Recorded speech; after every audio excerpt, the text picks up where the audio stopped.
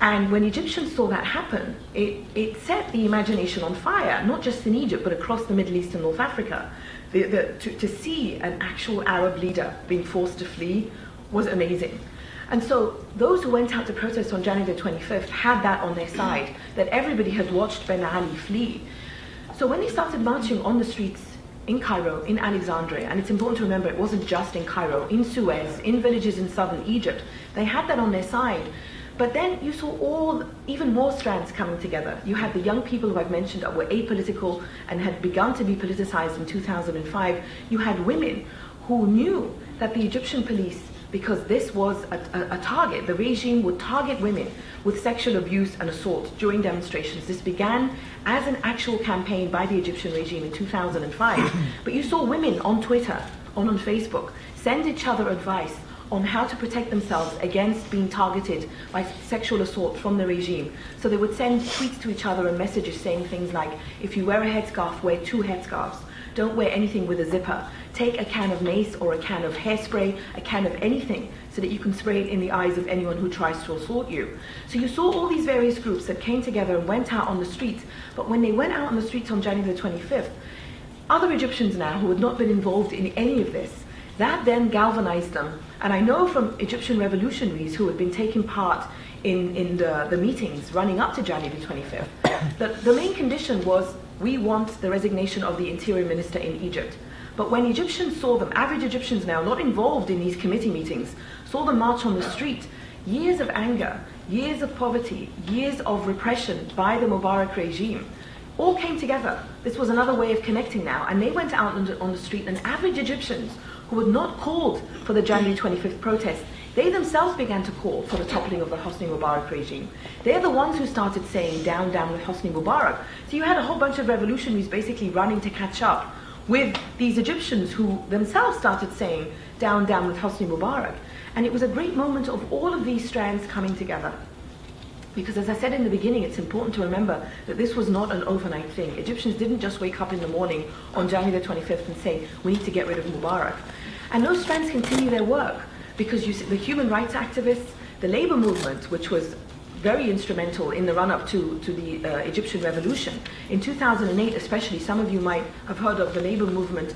For over the past probably 7 or 8 years in Egypt, we've had numerous strikes, many more than we've had for a long time, building up.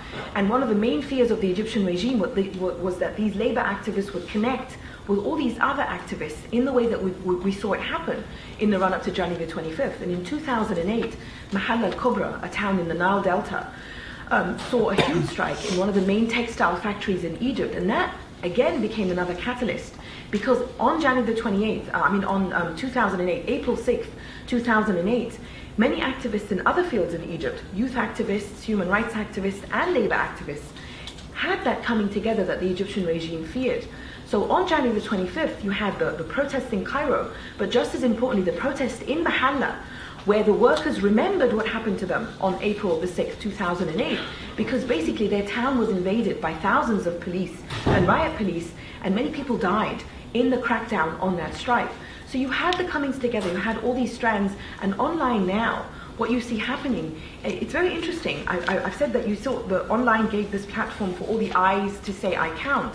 Now online you see people reminding each other and reminding all of these various strands how important it is to continue going back into the so-called real world. Because, as I said, without feet on the ground, revolutions would not happen. And the revolution in Egypt continues. It is not over. The revolution in Tunisia continues. It is not over. Because the activists who are very, very nimbly able to move between the real and the virtual recognize that groups and networks like the Muslim Brotherhood, especially the older members of the Muslim Brotherhood, and others who have been involved with on-the-ground activism, they have networks in the real world that many in the social media world need to recreate to strengthen the going back and forth.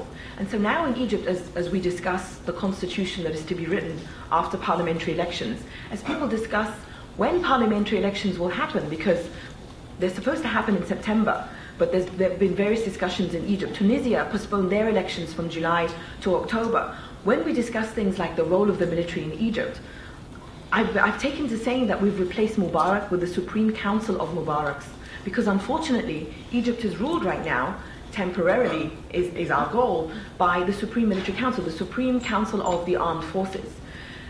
They're basically Mubarak's guys. They're basically an extension of the military that has ruled Egypt since 1952, since a military coup ended the monarchy and ended British occupation. So one of the main goals of the revolution from the beginning was that Egypt fall under civilian rule, not military rule. And what you see happening is a real war from the Supreme Military Council against activists, against civilian activists, because we've seen thousands of activists detained, tortured. A blogger was put on military trial and sentenced to 3 years for a blog because he criticized the Supreme Military Council. We've seen torture and detentions, as I said. We've seen virginity tests subjected to on women. And here again you see the eyes fighting back with that weapon that they're very familiar with. They continue the street pressure, but they continue the online pressure as well, and the coming together of the two is essential. Because of the torture and the detentions of the military council, 3 or 4 weeks ago, Egyptian activists launched a blog against the SCAF Day. SCAF is the Supreme Council of Armed Forces, and more than 400 bloggers contributed to this. On January the 25th and June the 20th and the 21st, it has been called Blog and Speak Out Against Sexual Harassment Day. So that's to speak out against the military for the virginity test, to speak out against sexual harassment that women continue to face on the streets in Egypt. But it's also a way for women's rights activists to keep the women's rights agenda squarely in focus as we move on with our revolution. And to end, 2 days from now, June 17th, those Saudi women's activists that I mentioned have found the eye and have found a platform to speak out and to level the playing field and to jump over the hurdle of gender segregation and discrimination. June 17 has been labeled Women to Drive Day. 3 weeks ago, a women's rights activist was jailed for several days because she drove her car and uploaded the video on YouTube. This is not, again, the first time that Saudi women have done this. In 1990, 47 Saudi women were jailed and many prevented from traveling and fired from their jobs because they staged a driving demonstration. These now are the daughters of these women. So, as I mentioned, 1989, 1990, the human rights community, 2006, Wael Abbas with that video of torture.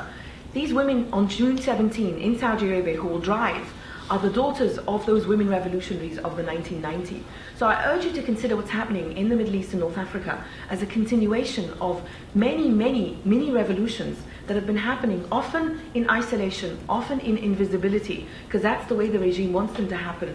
But now, thanks to social media, internally they can find each other. Externally, we can see them, because social media gives us the way to connect with them. But just as importantly for them inside, the ability to connect the real world and the virtual world is something that they recognize is imperative. And this will be put to the test on June 17th, because all those Saudi women who, again, have said, I will do this, on Facebook, on the Facebook page, or on the various social media sites where they've said, more than 600 Saudi women have said, I will drive my car on June 17th. It's not going to be a mass protest, it's going to be individual women who will get into their car and they've been urged to film themselves and upload the video onto the internet. So they will go. So we will see on June 17th how the eyes who have connected online are able to translate that connection onto the streets, and if they really will go out and drive or not. How's my time doing, Lily? Yeah?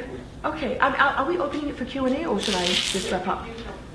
So how about I do that then? Because I would like to stop there with the Saudi women, and then if you have any questions, I can touch on anything I didn't talk about through them.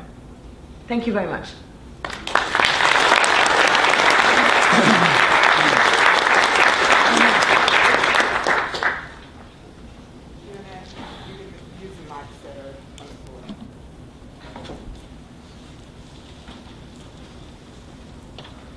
So what's next for you? What are you going to do next? Personally or professionally or? Yeah. Well, professionally.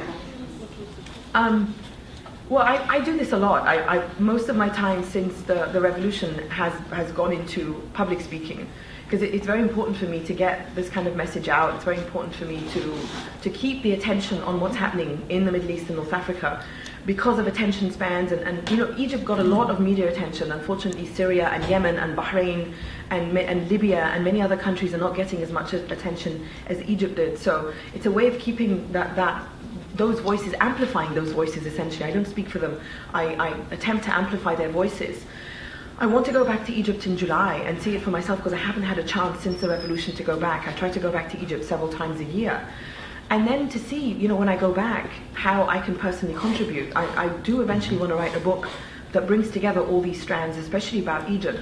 But I want to focus especially on women's rights, because I think that the women's rights issue, as a way of connecting all these things, for me personally, as a feminist, as an Egyptian woman, as a Muslim woman, is very important. So I want to write a book about Egypt, but then a book also about women's rights in the region, and actually not just in the region, but just globally, that touch on these issues that concern me as an Egyptian and as a Muslim. I think you were next. I'd like you to talk about, you know, some of the press talks about if the radical Islamists are more organized than everybody else. Right. So there's a danger of slipping backwards. So you can talk about that point about whether that's true or not, or how. Sure. It's important to see that the Muslim Brotherhood are one of the most organized networks in Egypt, and for a reason. Because the Mubarak regime, it always warned its Western allies, its allies here in the US, you know, 5 different US presidents supported the Mubarak regime, and its allies in Europe. The way the Mubarak regime was able to continue, one of the ways it was able to continue was to always say it's either us or these crazy lunatics, you know, the Muslim Brotherhood. And in order to do that, it eviscerated the Muslim Brotherhood. But it couldn't close down the mosque, which is where the Muslim Brotherhood, you know, would gain a lot of support. So you have the Mubarak regime and the Muslim Brotherhood, and basically they eliminated everybody else. So there's a reason that no one else is as organized as the Muslim Brotherhood. It's not that no one wanted it to be that way. They cracked down on them. So yes, they are organized. But it's also important to recognize that the various other voices, despite not having, you know, one umbrella group that they belong to, are there. I mean, consistently, we've seen polls that have shown that there were more liberal voices in Egypt than are recognized outside. There's, I can't remember if it was Pew or what else it was, but a friend of mine is a pollster based in New York, and he's about to publish an essay about this, about the liberal voices they keep finding in Egypt that people don't recognize because all they hear are about the Muslim Brotherhood. The Muslim Brotherhood are Egyptians, and the Muslim Brotherhood have genuine support inside Egypt. But that support has been put between 20% to 35%, you know, kind of maximum 40%. It's that organizational skill that does worry people. And the time that we have is also another concern. But my major concern is the constitution. Because, you know, no matter how well the Muslim Brotherhood do in the parliamentary elections, my main concern is to have a constitution that guarantees that if I can vote for them in September or whenever we have the elections, I can vote for someone else, you know, in the next elections. Because that's really what's going to help Egypt work. So these first elections might not be a huge success. They might be a huge mess. You know, it's a very short time span. I'm more concerned with how we move ahead and more concerned with how we put together the constitution. There's a lot of debate in Egypt right now about how that constitution will be put together. Is it going to be just those who win seats in parliament who will put it together? Hopefully not, because every Egyptian deserves to have a say in how we put our constitution together.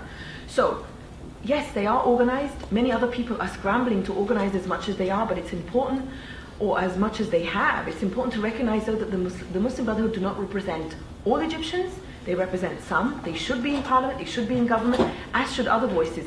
But I will end by saying that the Muslim Brotherhood themselves are not monolithic, especially the young among the Muslim Brotherhood. Because for years now, many young members of the Brotherhood have recognized that the structure of the group mirrors the structure of the Egyptian state, in that it's very top-down. The Supreme Guide is like their internal Mubarak. And, you know, 2 or 3 years ago, young activists in the Muslim Brotherhood were given the choice, either stop blogging or leave the Brotherhood. And some left the Brotherhood because they were using blogs to speak out and say, I can't. So internally they have their own struggles as well. But it's the constitution that, for me, will guarantee how well the revolution continues. Okay, I got it. Okay.